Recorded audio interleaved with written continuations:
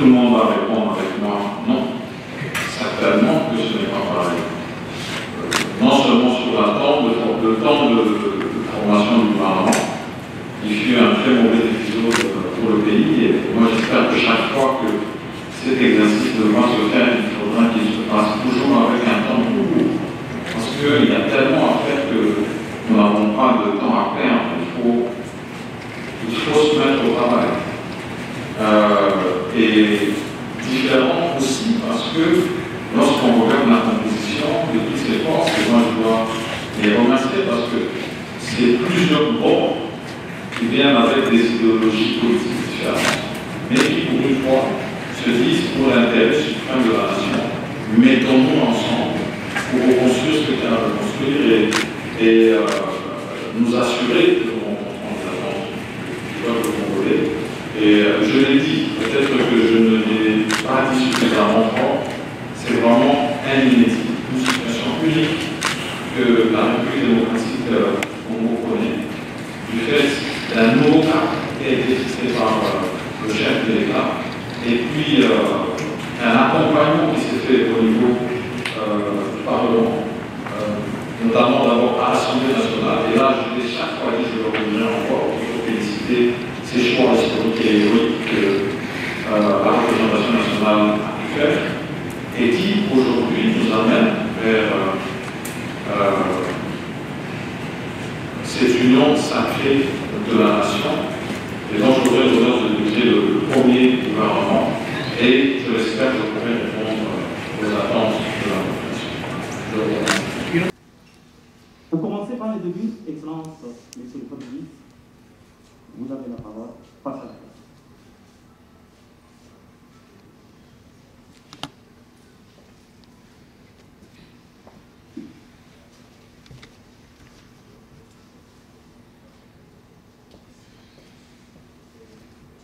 Bon, mesdames et messieurs de la presse, bonsoir. J'ai remarqué au nombre de micros que j'ai devant moi et au nombre de caméras que ça témoigne de l'attente et de l'impatience qu'il y a eu par rapport à la sortie du gouvernement.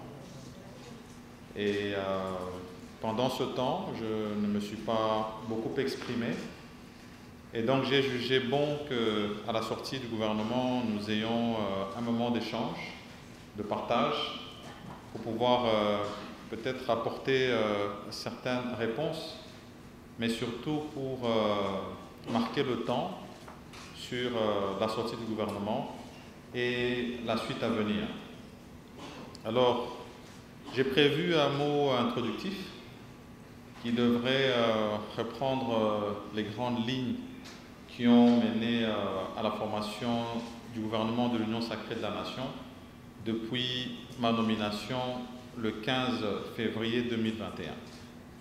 Et donc si on fait le compte, aujourd'hui le 12, cela nous aura pris 57 jours. Et je suis dans un sentiment de satisfaction du fait que nous soyons arrivés à la publication de ce gouvernement de l'Union sacrée de la nation. Je crois qu'il vous souviendra que après ma nomination, j'avais amorcé des échanges avec les différents regroupements et partis politiques d'abord qui ont une représentation au sein du Parlement, c'est-à-dire l'Assemblée nationale et au Sénat, mais que par la suite nous avions élargi ces échanges aux personnalités politiques, à la société civile, aux associations et syndicats de la société civile, pour avoir aussi leurs avis quant à l'enrichissement du programme du gouvernement que nous allons devoir désormais présenter à la représentation nationale. Et à la suite de ces échanges, pour les regroupements partis politiques, particulièrement ceux qui ont des députés au sein de l'Assemblée nationale, nous avions défini un critérium qui allait d'un nombre minimal de députés qu'il fallait avoir pour prétendre à un poste au niveau du gouvernement de l'Union sacrée de la Nation. Et nous avions aussi donné un critérium sur les personnes, c'est-à-dire en termes d'intégrité, de moralité, et de nous assurer que ces personnes devaient avoir un casier judiciaire vierge. Mais nous avions aussi mentionné que nous devions avoir un gouvernement qui tienne compte de l'inclusivité de toutes les forces présentes au sein de l'Union sacrée de la Nation et aussi au-delà de cette inclusivité, que nous puissions avoir une certaine solidarité au niveau des forces politiques. Et donc vous comprenez bien que c'était un exercice assez complexe à mener à partir de ce moment jusqu'à ce jour.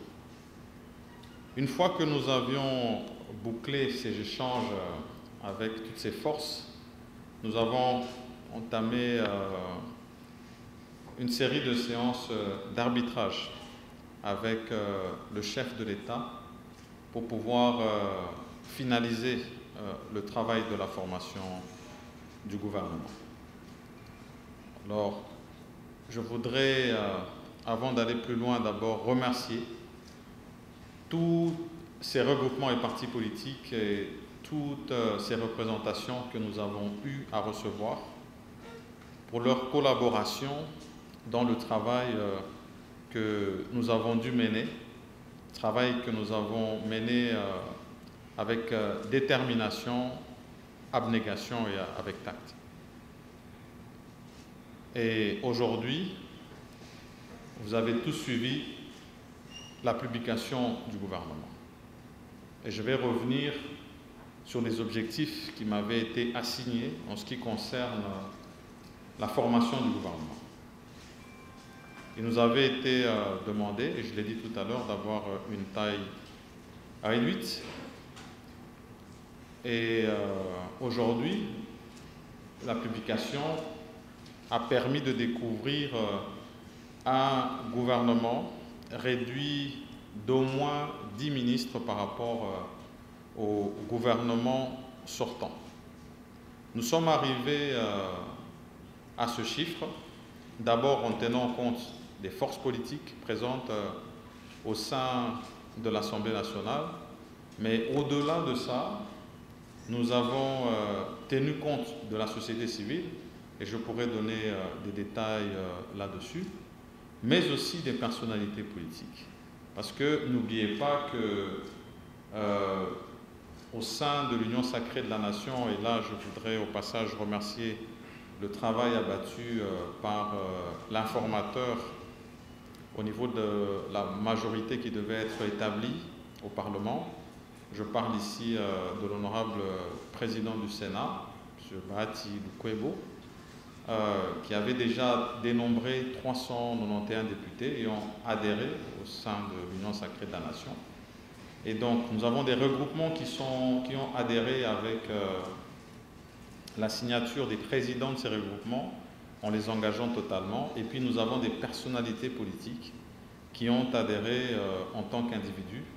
Et il fallait tenir compte de cela lors de la formation du gouvernement. Et ces échanges se sont faits individuellement, ça veut dire avec chaque regroupement. Et nous avons reçu de ces regroupements ce qu'ils attendaient du gouvernement de l'Union sacrée de la Nation, mais aussi de comment est-ce qu'ils voyaient leur participation au sein de ce gouvernement. Et il a fallu que nous puissions faire des arbitrages et aboutir à ce chiffre que nous avons. C'était un exercice qui s'est fait dans la contrainte, je dois l'avouer, parce que c'était un exercice inédit. Je pense que pour moi, qui étais déjà député depuis 2006, j'ai vu la plupart dans toutes les législatures, on n'a jamais eu une majorité aussi large au sein de l'Assemblée nationale. Alors comment, pour plus de regroupement, plus de forces politiques ayant adhéré, réduire le nombre. Ce n'était pas facile. Et moi, j'ai considéré que pour la plupart de ces forces, il y avait une volonté de vouloir servir la nation. Et nous avons répondu qu'aujourd'hui, nous formons le gouvernement avec ceux qui peuvent y adhérer, mais il y a plusieurs secteurs de la vie nationale à animer. Et nous sommes convaincus que pour ceux qui ne peuvent pas servir au gouvernement aujourd'hui, il y aura d'autres secteurs où ils pourront servir. Pour parler du genre, parce qu'après la taille du gouvernement où on nous avait demandé de réduire, on avait demandé plus de participation féminine. Et là-dessus, je dois mentionner que lors de la journée de la femme, j'ai reçu un plaidoyer et tout le long du mois de mars, on a insisté sur le fait qu'il devait y avoir un effort à ce que nous puissions avoir plus de femmes représentées au sein du gouvernement de l'Union sacrée de la nation. Ça a été un exercice que nous avons dû faire avec les chefs de regroupement parce que nous demandions chaque fois qu'il y ait pour un poste ministériel, en cas de proposition, des personnes devront animer ce poste ministériel, 3 propositions qui tiennent compte de l'expérience, du genre, mais aussi du facteur jeunesse.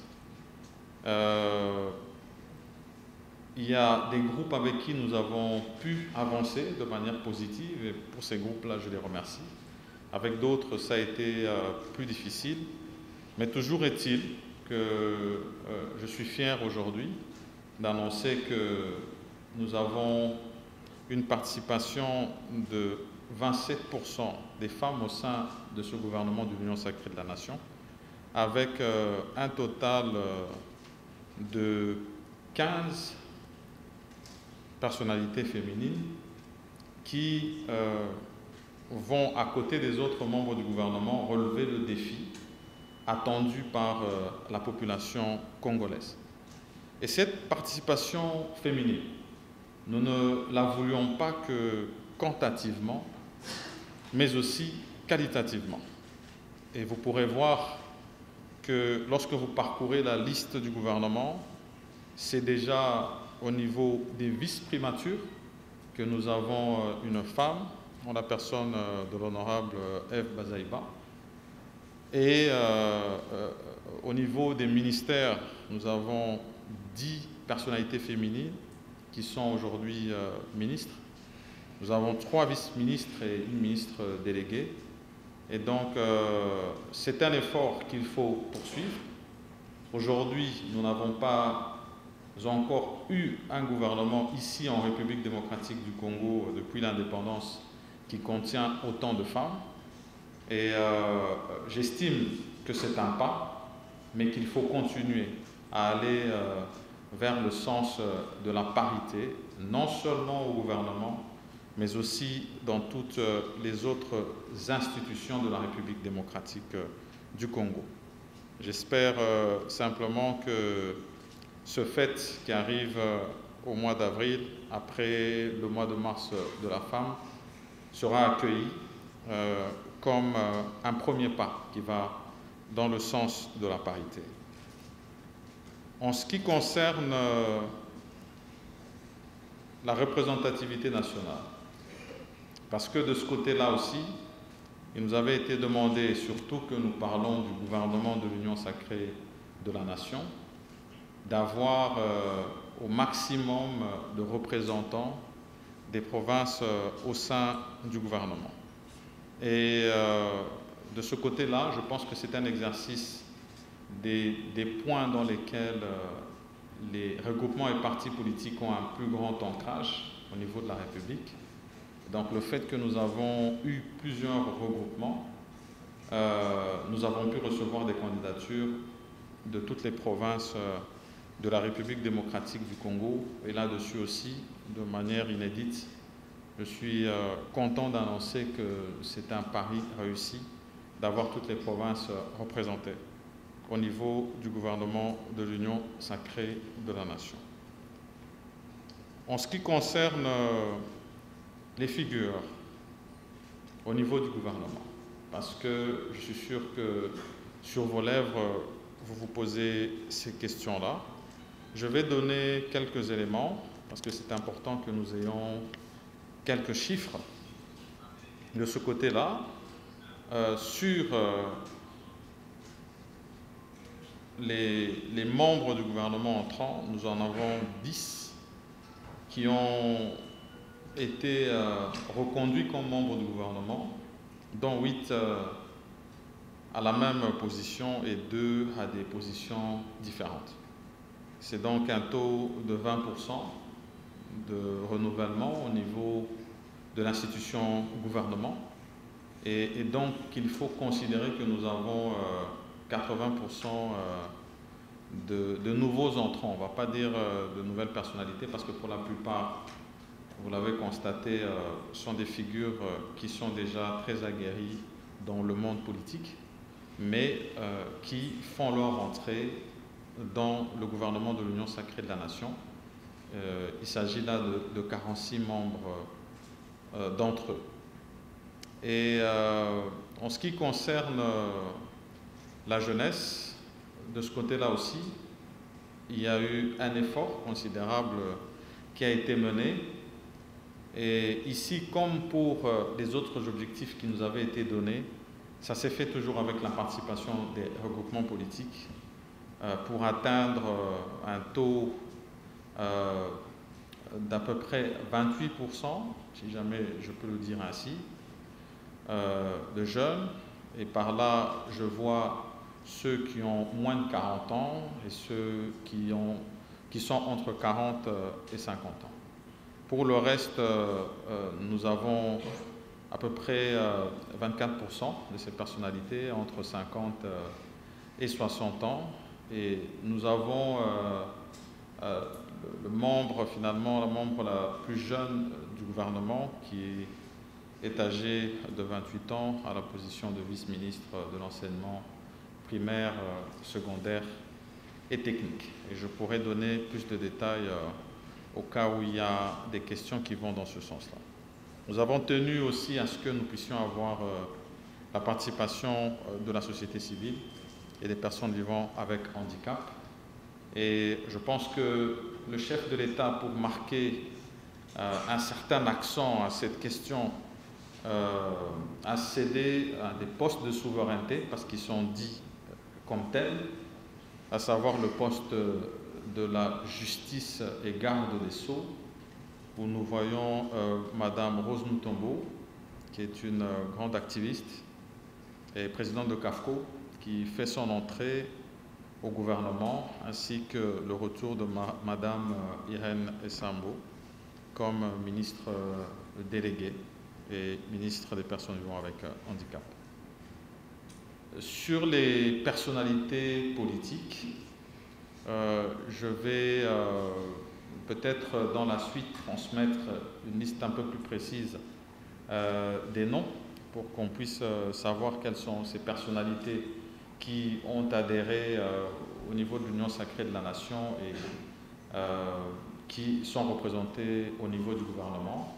Mais je pourrais donner l'exemple du ministre des Droits humains, qui est l'honorable Pouela Fabrice, que tout le monde connaît.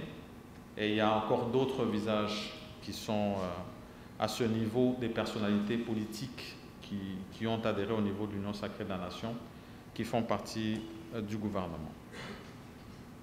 Et en ce qui concerne les priorités du gouvernement de l'Union sacrée de la nation, maintenant qu'il a été publié,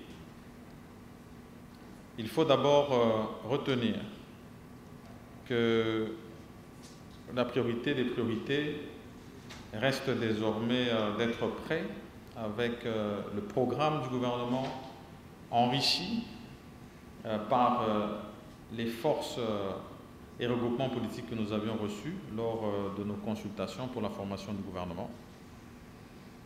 et avoir le privilège d'être reçu au niveau de l'Assemblée nationale et espérer que ce programme du gouvernement pourra recevoir leur assentiment et bénédiction et qu'il pourra bien sûr contenir toutes les attentes du peuple congolais en ce qui concerne la transformation de sa condition sociale. Et une fois que le gouvernement sera installé, nous allons revenir sur les axes prioritaires qui nous avaient été fixés par le président de la République, son Excellence Félix-Antoine Tshisekedi, notamment la paix et la sécurité, particulièrement à l'est de la République démocratique du Congo,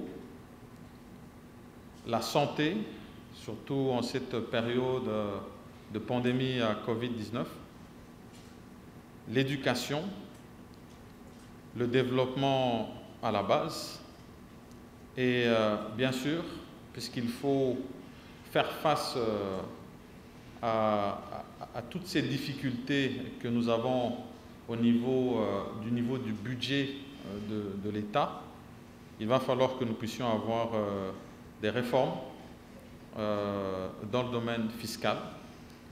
Et il va surtout falloir que nous puissions les mener pour avoir suffisamment de moyens afin de maintenir le processus et le cycle électoral, parce que là aussi c'est une priorité pour le gouvernement de l'Union sacrée de la nation, au-delà du fait que nous devons diversifier notre économie, notamment à travers l'agriculture et l'industrie, mais aussi l'entrepreneuriat, et que c'est un exercice que nous devons faire dans cette période où de plus en plus la République démocratique du Congo devra s'autosuffire. Donc c'est un premier cap franchi qui a été la formation du gouvernement de l'Union sacrée de la nation. D'autres caps désormais nous attendent, notamment le Parlement, mais ensuite le travail acharné sur lequel nous sommes attendus pour inverser la tendance, surtout de la paix, mais surtout aussi de la situation économique de la République démocratique du Congo. Voilà donc, mesdames et messieurs de la presse, les quelques mots que je voulais donner en introduction, en vous remerciant d'avoir répondu présent à cette invitation de ce point de presse à l'occasion de la publication du gouvernement de l'Union sacrée de la nation. Et bien sûr, je vais me tenir à votre disposition pour répondre à quelques préoccupations. Et pour celles qui vont nécessiter plus de détails, bien sûr que nous allons avoir les canaux habituels pour vous les transmettre. Merci à toutes et à tous. Merci beaucoup, Excellence.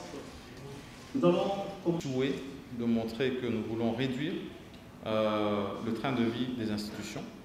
Nous serons arrivés à une réduction de 10 postes sur les 18 qui étaient prévus.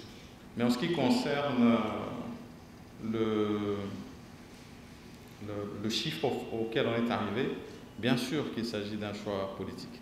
Parce que, au-delà du fait que nous ayons reçu, comme je l'ai dit, les regroupements politiques ayant des députés au niveau de l'Assemblée nationale, nous devions tenir compte des autres facteurs, c'est-à-dire la participation de la société civile, mais aussi de personnalités politiques. Et pour arriver à un juste milieu, nous avons dû faire une concession pour pouvoir arriver à ce chiffre qui fait finalement un mix des deux, d'efficacité, mais aussi du choix politique. C'est ça que je peux répondre à cette question. Et en ce qui concerne la question de Madame Paty, nous avons d'abord le temps que nous avons pris pour la formation du gouvernement.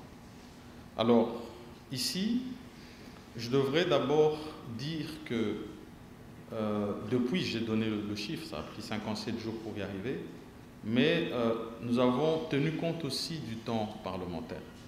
Parce que, comme vous le savez, je l'avais annoncé, nous devions être au niveau du Parlement le 15 mars, jour de l'ouverture de la session du mois de mars de l'Assemblée nationale, mais que finalement, lorsque cette session s'ouvre, il y a tout un calendrier qui doit être établi et adopté, et ce n'est qu'après cela, parce que même si nous avions sorti le gouvernement au début du mois de mars, nous devrions quand même attendre finalement que cette session puisse s'ouvrir et que nous puissions être programmés au niveau de l'Assemblée nationale. Donc nous avons simplement mis ce temps à profit, ce délai par rapport à l'ouverture de la session et l'adoption du calendrier pour parachever les discussions que nous avions commencées, parce que avec certains groupes, et la plupart d'entre eux, nous sommes arrivés très vite à des points d'entente, mais avec d'autres, ça a pris un peu plus de temps. Nous remercions les premiers pour leur promptitude et la patience qu'ils ont eue dans les discussions que nous avons eues avec les autres groupes pour arriver à ces résultats. Et je pense que le plus important, c'était d'arriver à une forme de consensus dans la formation de ce gouvernement. Et bien que, parce que vous avez demandé si tout le monde allait trouver satisfaction, je pense que certainement pas, parce que je vous ai dit que l'engouement de servir la nation était grand, mais je vais revenir sur le fait que j'ai insisté chaque fois que j'ai reçu la plupart des regroupements, sur le fait que le plus important, c'est de participer à la reconstruction du pays et de mettre en avant les intérêts de la nation et de la population congolaise, avant de mettre en avant les intérêts des partis. Donc, en ce qui concerne les 27% de la participation féminine, ce que nous attendons d'elles, c'est qu'elles soient à la hauteur des fonctions auxquelles elles ont été assignées. Il faudrait qu'elles puissent démontrer leurs compétences, et même plus pour moi, et même plus, parce que ça permettrait de convaincre d'en avoir encore davantage, non seulement au niveau du gouvernement, dans les prochains gouvernements qui seront formés, mais aussi au niveau des autres institutions. Merci, madame. D'abord à M. Joël, sur les forces qui participent au gouvernement de l'Union sacrée de la nation. Je pense que si jamais vous vous referez aux différentes invitations que nous avons faites, lorsque nous avons commencé les consultations en vue de la formation de ce gouvernement, vous aurez déjà une idée des forces qui composent ce gouvernement. Mais je peux citer, en allant en termes de force politique au sein de l'Assemblée nationale, à titre illustratif, le groupe Ensemble, qui est présidé par l'honorable Moïse Katumbi Tchapwe et qui contient en son sein 5 sous-regroupements, dont l'AMK, l'AR et 3 autres. Ensuite, nous avons la FDC, qui est dirigée par, qui a été conduite par l'honorable Bati Lukwebo, Modeste. Nous avons ensuite reçu l'UDPS et par la suite nous avons reçu le MLC, l'UNC, je peux citer d'autres forces, d'autres regroupements qui se trouvent au niveau de l'Assemblée nationale, notamment le groupe AAA qui était amené par l'honorable Pius, le groupe AABC, l'honorable Paluku, et tant d'autres. Donc, vraiment, la liste est non exhaustive. Votre question peut-être mérite qu'on puisse donner plus de précision au niveau des cases qui se trouvent à côté des membres du gouvernement qui ont été nommés. Comme ça, on pourra revoir non seulement de quelle force politique elles proviennent, et ça permettra par la suite d'établir les différents équilibres qui ont été faits au niveau de ces forces politiques qui participent finalement au gouvernement de l'Union sacrée de la nation. Et pour Madame Rachel, en ce qui concerne les profils des personnes qui vont animer les différents postes ministériels, nous avons tenu compte au maximum du profil des personnes devant animer les différents ministères. Je pense qu'il vous souviendra que lorsque nous avons reçu surtout la plupart des associations et syndicats de la société civile, il nous avait été demandé de sortir des clivages politiques pour prendre des personnes du domaine, vraiment du secteur, même si elles ne sont pas activistes politiques. C'était un idéal, mais nous avons dû revenir vers les forces politiques, simplement parce que du point de vue de la Constitution, le gouvernement que nous devons former doit tenir compte de la coloration politique du Parlement. Et c'est donc les forces politiques qui nous ont transmis des profils qui devaient pouvoir animer les différents secteurs ministériels. Et parfois, nous avons dû, effectivement, je l'avoue, prendre des personnes polyvalentes, en espérant que leur expérience avérée dans le monde professionnel pourra leur permettre de rencontrer les attentes de ces secteurs-là. Voilà ce que je peux répondre. Merci, madame. Oui, merci une fois de plus pour cette deuxième série de questions. Alors, M. Mukendi de African News, en ce qui concerne la sécurité à l'est du pays et la problématique de la MONUSCO, en ce jour particulier où il y a une marche pour obtenir le retrait de celle-ci. Alors ici, je peux avouer que depuis ma nomination, j'ai eu une rencontre de prise de contact avec Madame Bintou, qui est la représentante de la MONUSCO ici en République démocratique du Congo. Et dans les échanges que nous avons eus, il a été fait mention du plan de désengagement de la MONUSCO, parce que c'est un plan qui est déjà existant, mais sur lequel il y a du retard, parce qu'il y a des préalables. Et donc, ce que nous devrons faire, c'est nous atteler à ce que ces préalables soient rencontrés pour que ce plan déjà établi puisse suivre son cours. Parce que ici, il est une question de responsabilité et de sécurité. Il faut le prendre à la hauteur de la mesure de la question et agir prudemment. Mais, comme je l'ai dit, le plus important, c'est qu'une fois que nous sommes en place, nous puissions prendre langue avec, une fois de plus, avec les responsables de la MONUSCO et voir comment est-ce que ces préalables pourront être rencontrés. Et en ce qui concerne la question principale avec des sous-questions de M. Christian, c'est-à-dire la question du budget de l'État, parce qu'effectivement nous arrivons dans un contexte où nous avons un budget déjà établi, et je vais même souligner avec des affectations précises.